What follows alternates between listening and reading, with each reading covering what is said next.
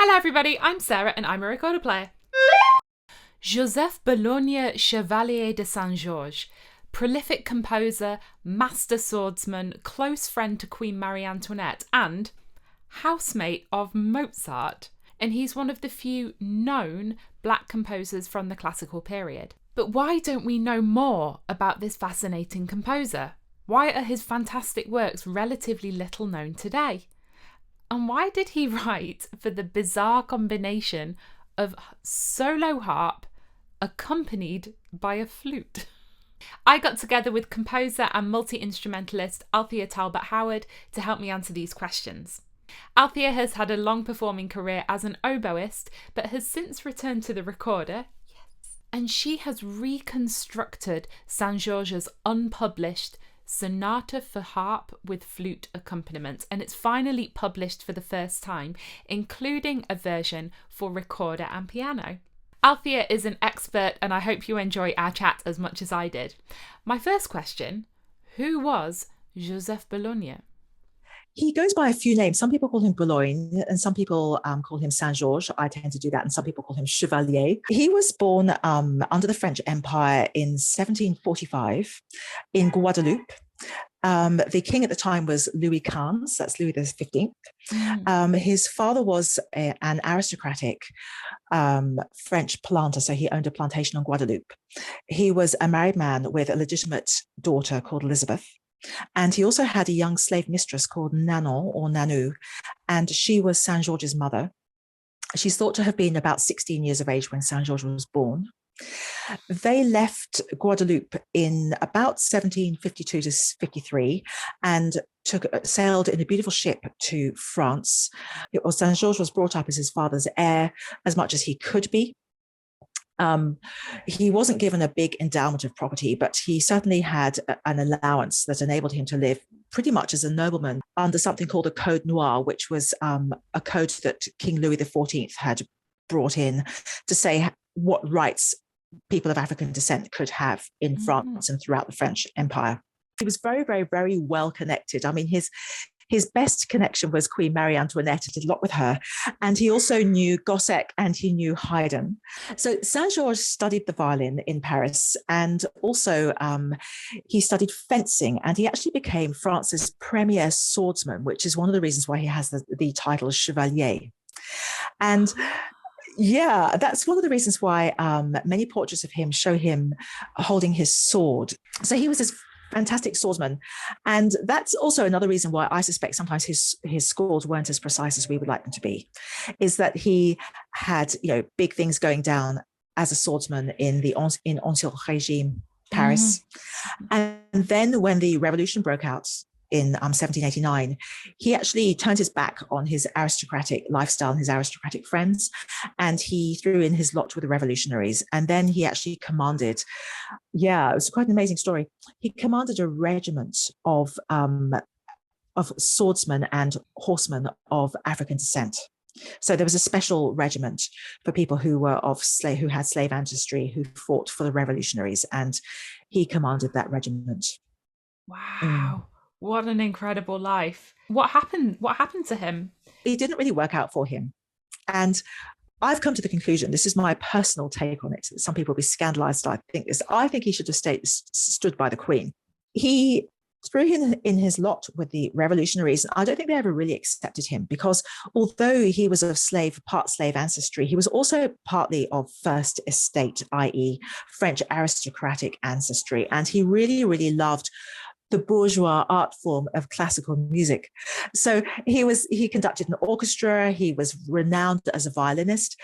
He put on as many concerts as he could. And I just think that, kind of the revolutionaries, some of whom were shoemakers who were from the third estate, didn't like it. And they really kind of suspected him, and they didn't understand what his cultural activities, and those would have been things from which they had been excluded. So he had to prove himself repeatedly to them, and I get the impression that it was an unsuccessful career that he had with them. I'm not sure that he had the impact that he would have liked to have had, and I think it left him really kind of accepted by nobody. He was 53 years of age when he passed away of natural causes. He had an untreated physical ailment, and he died of that with not much money and usual thing for composers. I've got to try and get some more money in the bank. I don't want to end up like all the rest of them. He was very active, very accomplished, very well connected.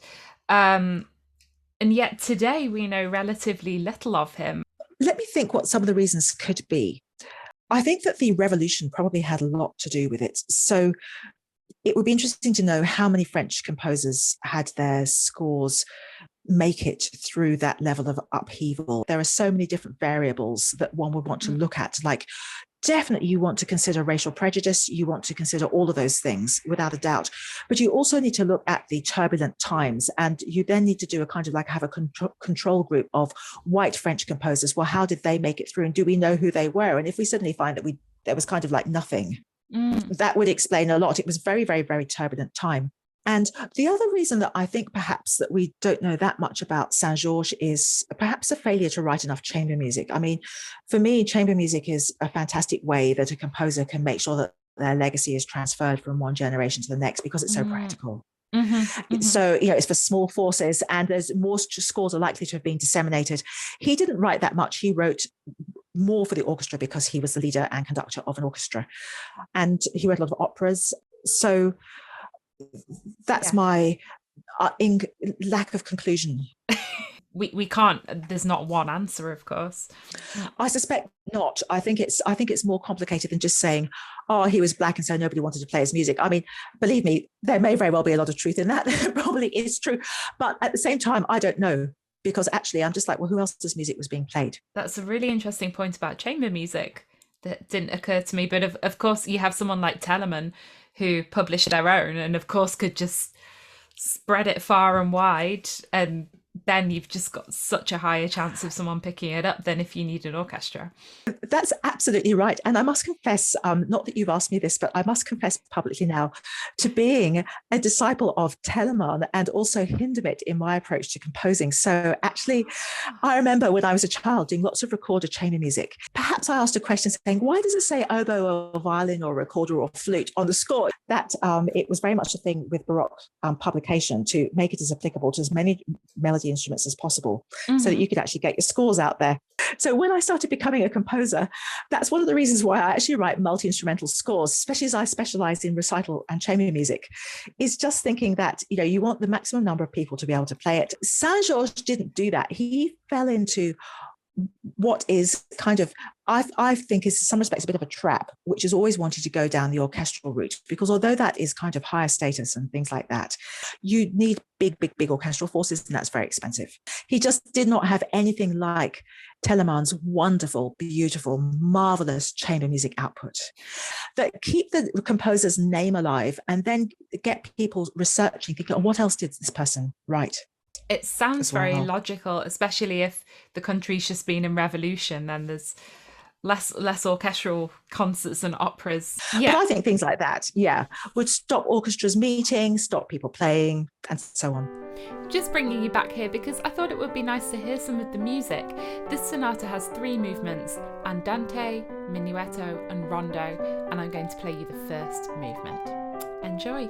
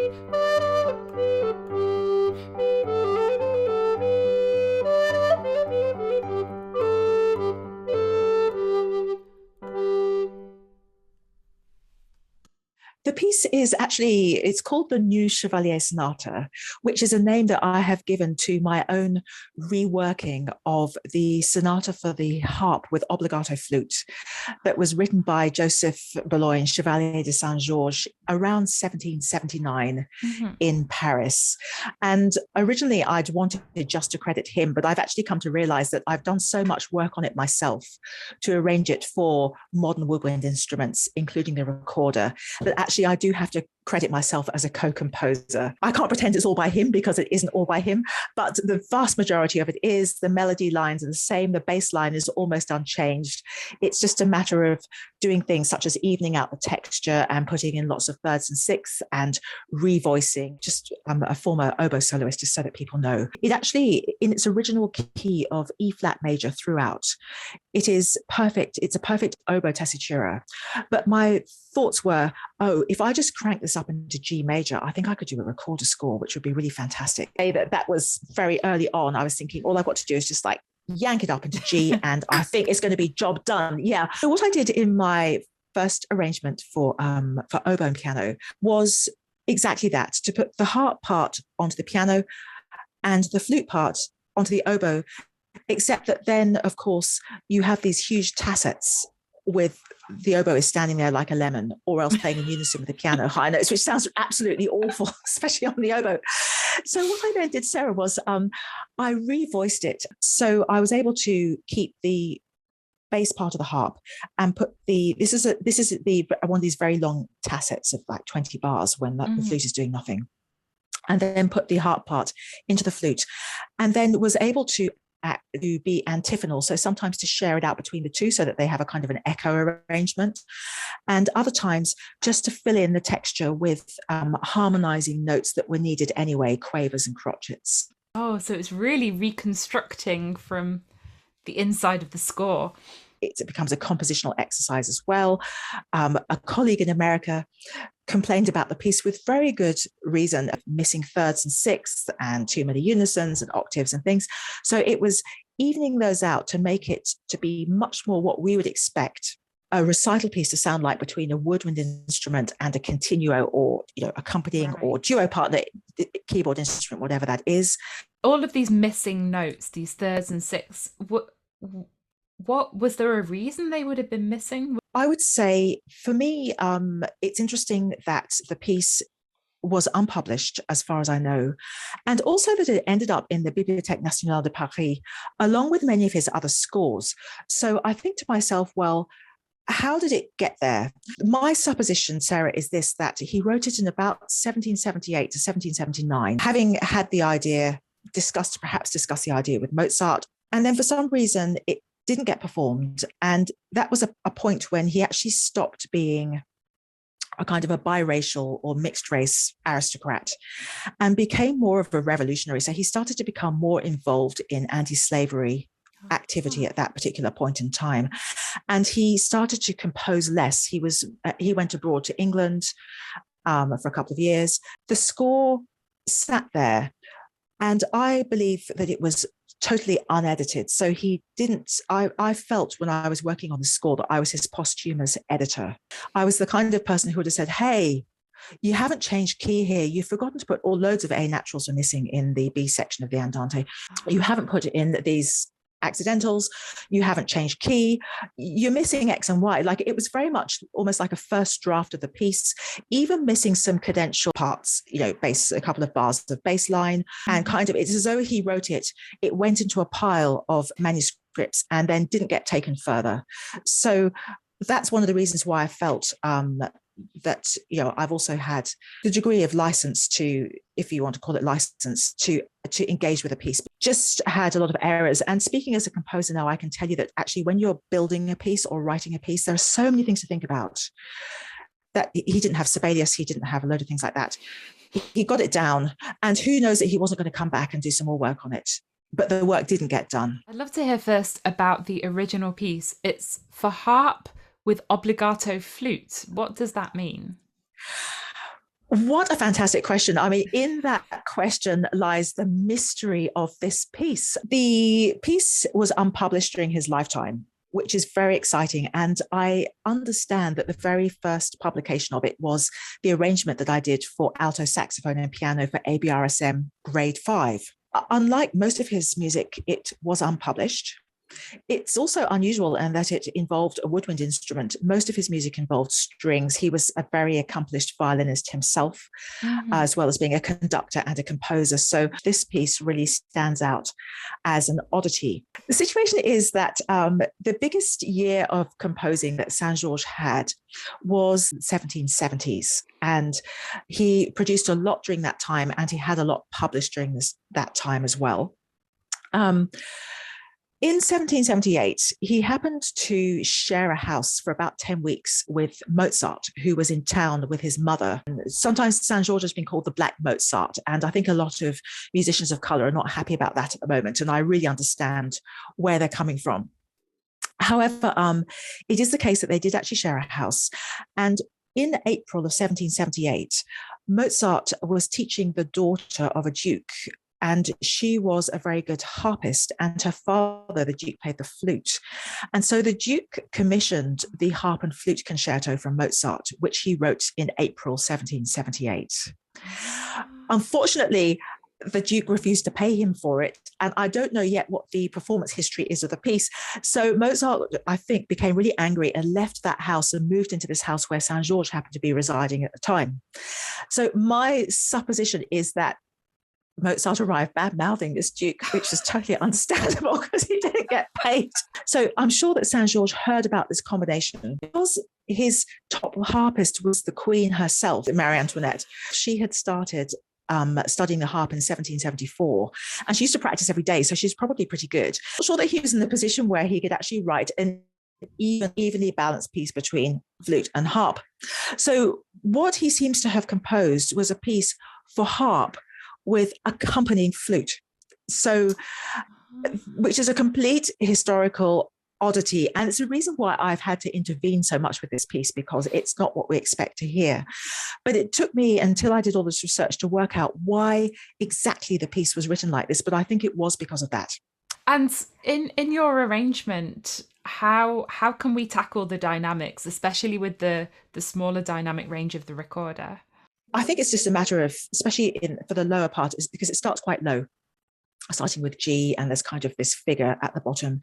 It's really just a matter of blowing as hard as you can get away with without it overblowing, I suppose. I think you should tell us. You should tell us what you think, because you know more about it than I do.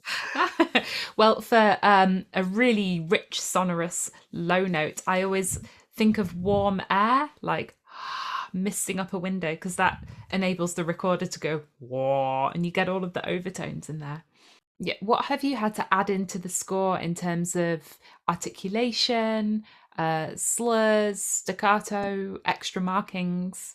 As regards the original manuscript, the source manuscript, there are no dynamics whatsoever on the source manuscript, and there is not that much articulation, and sometimes it's inconsistent. So this is this whole thing about the score not being revised, not being edited. Mm-hmm. The person with whom I consulted about the saxophone score, who is the wonderful Professor Melanie Henry, she said that she wanted absolute didactic articulation because most saxophonists have not come through all the Baroque repertoire that you and I and many of your followers take for granted. And I've put in my best quantz-based classical articulation that I've studied over many years. I did study with a Baroque oboist for a long time. I'm just really telling people that you can either play what I've written, which if you're not that familiar with the style, will set you on the right route, I hope. Mm-hmm. However, to professionals like yourself and to anybody else, I would say just do what you want,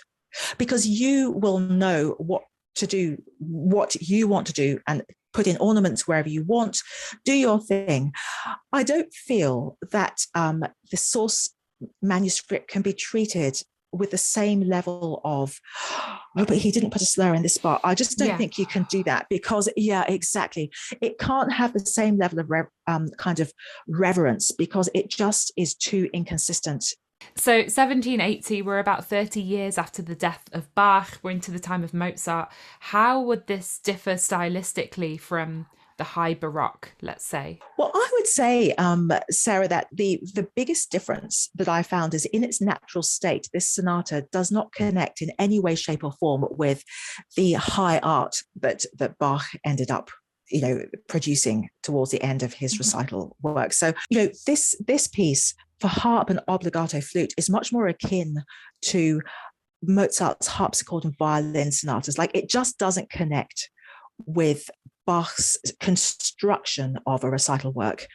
In those Bach sonatas, you just get this absolute fantastic three-part texture, that just the epitome of recital writing, which I think is kind of quite subconsciously a part of how I write my own original music now.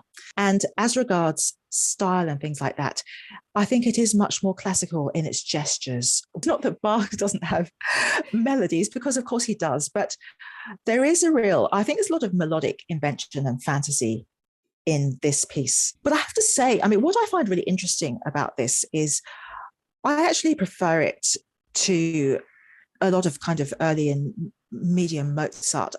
Just to say again, the relationship between Saint-Georges and Mozart is very controversial in kind of Afro-classical circles, because people get tired of his being seen as some kind of secondary Mozart.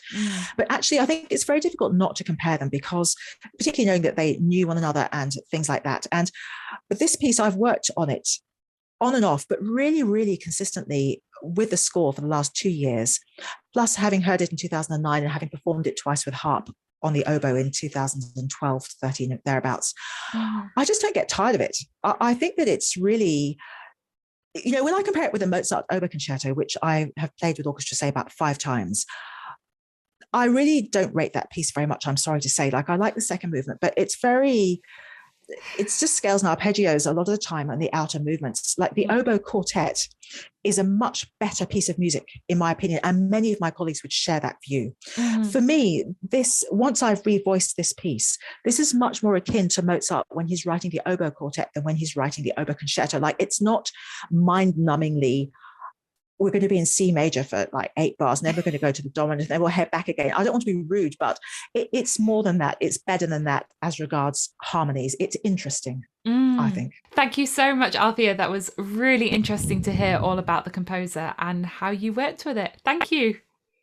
Thank you, Sarah. Thank you so much for having me today. I can imagine you want to know more about this composer and his works. There has actually just been a film made entitled Chevalier and starring Kelvin Harris Jr. as the composer. I'm not sure when it's coming out, but it was produced by Disney and Searchlight and premiered at the Toronto Film Festival, so it should be hitting public release sometime soon. Keep an eye out. And yes, if you want to play this beautiful music, I'll link down below to Althea's website. You can buy the scores also on digital download. There are 3 versions in different keys, so do make sure you get the right one. And that's it for today. As always, you can subscribe to my channel by clicking on my face down here. Over here's the Team Recorded Patreon, where you can choose to support the channel, and up here's some more videos. Thanks for watching and have a great day. Bye.